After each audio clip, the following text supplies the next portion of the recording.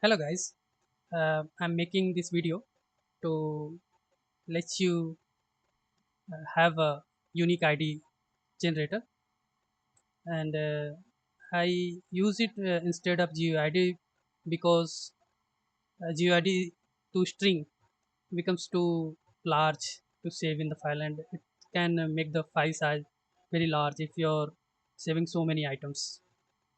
So instead of that, I'm generating a unique integer ID and using that wherever I need that. For like this crops data, you can see I'm using unique ID. So whenever I try to, if I need a unique ID, I just click here and I get a unique ID and I can paste that. Okay, so like this, but I'm gonna keep it as it was before. But I can also confirm that it is being saved in my script directory, so it has the value, the last unique ID that it has generated. Okay, so it's very secure, and it generates unique ID, and sometimes you also do need to implement some scanning technique of your database so that duplicates are not there, and that is like being, that is to be extra safe, but this generally does very good job. It provides us unique ID. Okay, let's check its implementation in the code.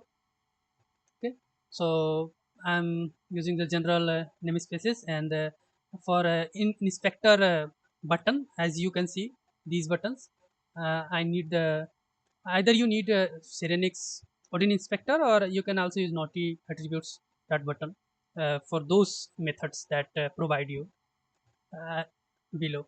Okay, so let's go step by step. uh, this wrapping to Unity editor, since it should not conflict or cause an issue during build. And now we have a data path, and that is application.data path. So it will like the path is like this. Okay, so it points to the assets folder, and then from there this is my folder structure, as you can see. Okay, so application.data path points to assets folder, and then you can just by oblique separate your path and point to wherever you want your file to be. Okay, like for me this is inside forming at the slash script slash backups. Okay, the file name is also needed here. Okay, these are the cast value, the last the last id, and last save value to prevent unnecessary saving operation on the disk. Okay, in editor we have put it if the save is scheduled. So this is generally used for batched uh, id getting, like if you have many scriptable object that needs unique id and you're generating so many ids at the same time, like in editor on validate, then these will be used. Anyway, this will not cause an issue. You can keep it. This is validates. Okay, so this cast last id is not equal to last save value, then it schedules to save. Okay, and the flag is there, is save scheduled. If it is early scheduled, then we do not need to schedule. And this is a subscription to internal udt editor event of delete call that runs so that it saves to the disk. Now this is the main function that we see in the editor. We try to get unique id, so we need a attribute button. Okay, and you can also use button attribute from naughty attributes, that is also three. You can install from asset store. Okay, so this I'm going to explain how it works. Okay, so in new id, it's a local variable. It calls a method request next id. Okay, and then it in editor it is important, it is to save in editor. So it schedules save to this if it is in editor, otherwise it's just saves to this. Let's see more how it works. And this is just the copy buffer. Okay, GIT system copy buffer equal to new id dot to string. What it does, it copies new id in string format to your clipboard so that you can paste it wherever you need to. Okay, and this is just for information that you have got a new id. Let's look at the request next id, that is important. Okay, so last cast id, if last cast id is equal to 0, okay, means it's like it has not loaded from the file. Okay, we need a id greater than 0 actually. So it loads from the file and assigns last shape value to last cast id. Okay, so it just syncs up the values as I commented here as well, and increments the id, last cast id, and returns it. Okay, so it returns last id that is assigned to new id, and that new id is copied to the clipboard that you can use. Okay, so the last unique id loading from file is important. Okay, because uh, we need to be sure that it is not like giving the duplicate unique ids. Okay, so that is, we need to persist the last unique id. Okay, load unique id from file. Okay, this loads. Okay, so the path is like this: data path plus dot back. So this is data path, this is the path. Okay, you get the path, and then it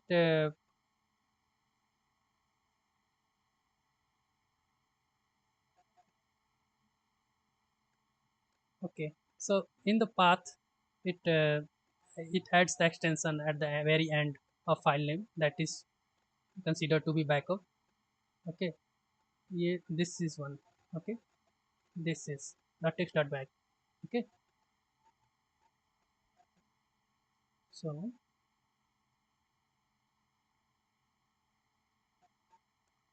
now this tries to load the value. Okay, from there, and if it gets the value, then it returns the id. Okay, that is assigned again to cast last id. Okay, it tries the main file from data path, that is actually this one, the text file. If it doesn't find there, if that file is corrupted, then it tries the backup file. Okay, and in case it doesn't file the id from both files, then it starts from the 0 index. Okay, and that is generally okay. Now we have a request next id, and we got id, and this is save cache to disk. Okay, this is slightly longer because it should be secure system. That is why I have tried to make it secure.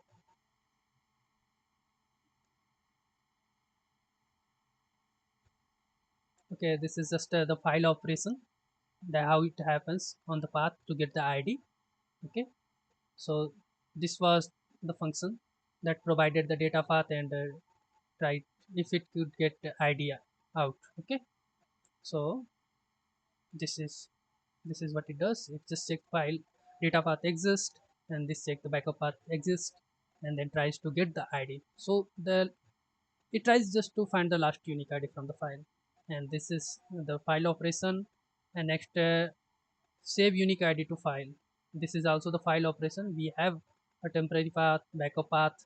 So this generally uh, tries to save to temp file path, and then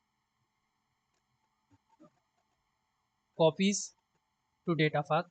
Okay, and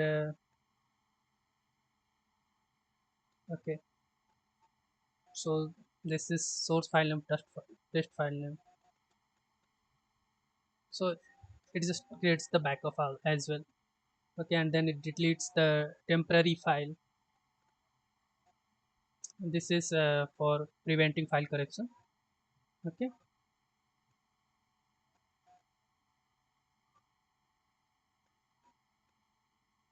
so this is the another button that we have, save cache to disk, so that we can manually save. We can call the manual save operation, so it is saved. Okay, if it is saved, then it does provide a return true. Okay, otherwise if there's an error, it provides false.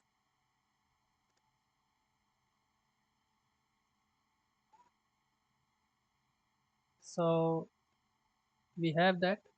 Also, when we try to get unique id manually, we schedule save to disk, and that is subscribed to delayed call of the editor application. And this save cache to disk, it also checks if last id is not equal to last save value, then it doesn't try to make the file operation. And here again the file operation is, I mean, it is required at two places. So this saves to the disk and we get the log as well. We can file, okay, save cache to disk. That's good.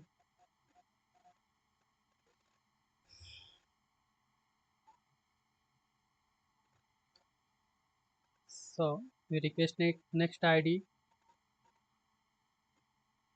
we get that. Or we try to get unique id, we also get that.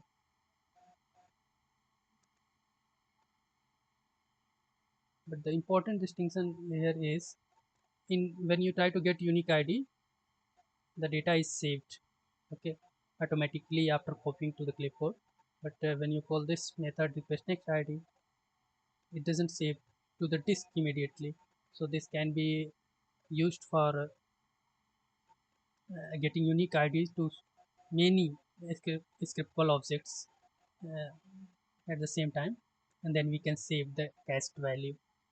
Okay, so let me show you how I am using this in my scriptable object, sheet data. Okay, this is similar to that we have done here. Okay, schedule save to this in OnValidate. So we are subscribing to delete call, and then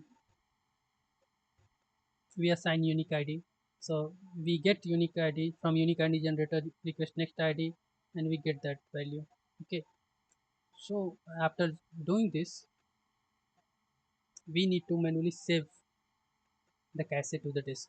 Okay, and as many C data files you have, this can assign them to all of them unique ids at once. But then you'll have to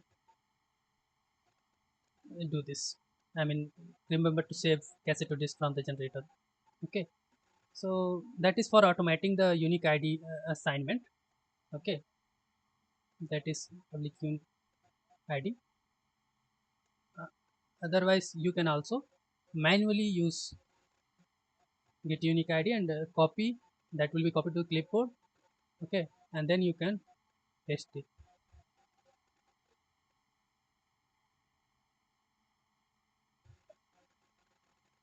Yeah, this is like we also get whenever we try to